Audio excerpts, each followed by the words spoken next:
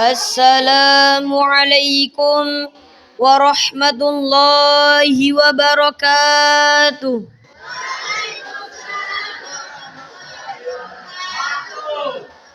Alhamdulillahi rabbil alamin.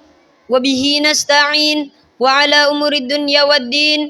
Wassalatu wassalamu ala asrafil anbiya'i wal mursalin. Wa ala alihi wa sahbihi ajma'in. Amma ba'du. Yang terhormat Ibu Ranti Nikmah Maulidah selaku Kepala Sekolah SMPN 2 Bulog 1 Atap. Yang saya hormati Abah Yai Abdullah Adnan SPDI selaku Ketua Panitia. Yang saya hormati Bapak Yobi Abrizal MPD selaku pembimbing acara pesantren kilat di SMPN 2 Bulog 1 Atap. Yang saya hormati Dewan Juri yang arif dan bijaksana. Dan yang saya banggakan teman-teman seperjuangan yang selalu dirahmati oleh Allah Subhanahu wa taala. Puji syukur atas kehadirat Allah Subhanahu wa taala yang telah memberikan kita nikmat sehat sehingga kita dapat berkumpul di dalam majelis ilmu yang penuh barokah ini. Kedua kalinya, salawat beserta salam semoga tetap tercurahkan kepada junjungan kita Nabi Agung Nabi Besar Muhammad Sallallahu Alaihi Wasallam yang kita nanti-nantikan syafaatnya kelak di yaumil qiyamah. Amin. Teman-teman yang berbahagia, Napoleon Hill dalam bukunya Megatrends 2000 menjelaskan, abad 21 merupakan abad perkembangan umat beragama. Dapat kita saksikan lembaga-lembaga pendidikan semakin makmur, masjid-masjid semakin menjamur. Pengajian dan pengkajian tidak lagi sebatas forum dan podium, melainkan sudah merambah kepada media cetak dan media elektronika. Hal itu patut kita syukuri dengan mengucap Alhamdulillah. Namun, sayang hadirin, di samping kemajuan yang terjadi pada abad 21, abad 21 telah melahirkan dekadensi moral, bobroknya moral yang kian merajalela. Hadirin, Indonesia pada saat ini sedang mengalami fase kegentingan, di mana tingkat kepercayaan rakyat kepada pemerintah kian hari kian menurun. Karena para pemimpin kita banyak terjerat kasus korupsi, sehingga bagaimana mungkin reformasi teraplikasi sementara pemimpin kita mengalami dekadensi. Terlebih, kabar berita pada media di masa Indonesia tentang pencurian, tawuran, pembunuhan, pemerkosaan, eksploitasi hutan, remaja mati akibat miras oplosan, hingga gerakan terorisme sering menjadi menu harian. Lantas timbul pertanyaan, apa yang harus kita lakukan? Salah satu jawabannya berikut tema yang akan saya angkat pada kesempatan kali ini, yaitu akhlak Rasulullah sebagai kunci perbaikan dekadensi moral,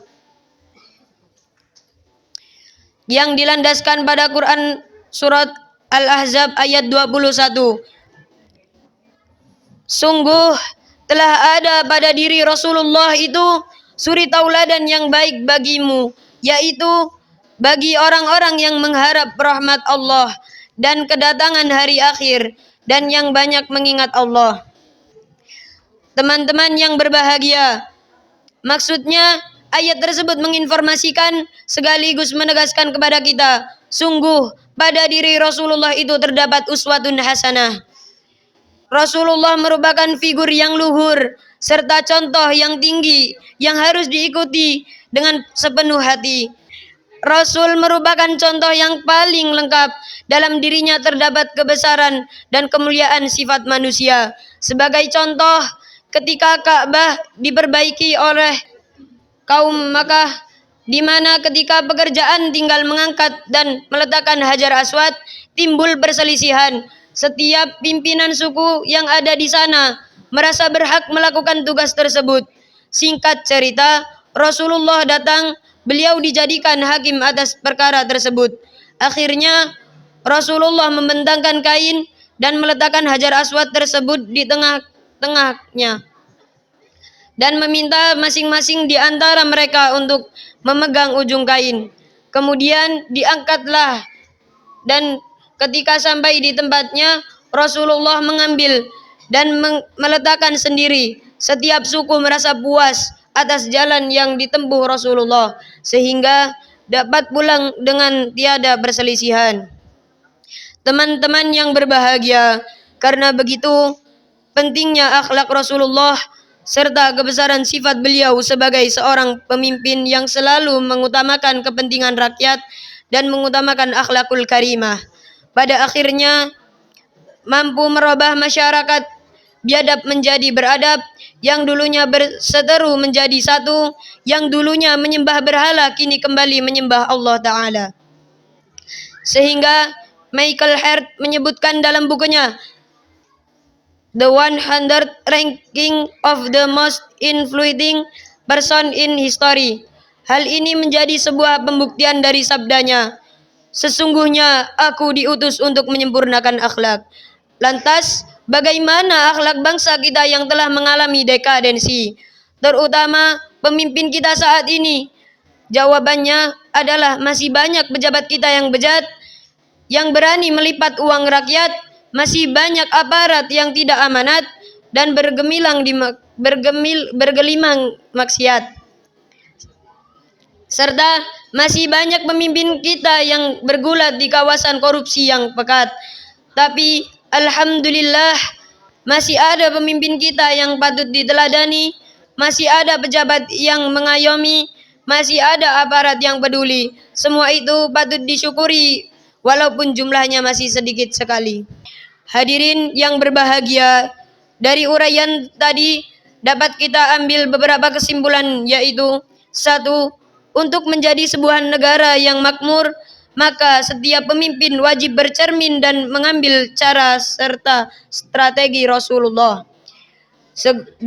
Segudang problem akan semakin parah ketika langkah kita ambil salah, termasuk mengambil figur dalam hidup. 3. Rasulullah merupakan sosok karismatik yang kita akan dapat menemukan jawaban atas masalah yang kita hadapi, termasuk korupsi di negeri ini yang sudah mengotori hak rakyat demi kepentingan pribadi. Ketika kita kembali menghadirkan ruh Rasulullah dalam segala aktivitas kita. Mungkin cukup sekian yang dapat saya sampaikan. Hidup sendirian tanpa kekasih. Cukup sekian dan terima kasih. Wassalamualaikum warahmatullahi wabarakatuh.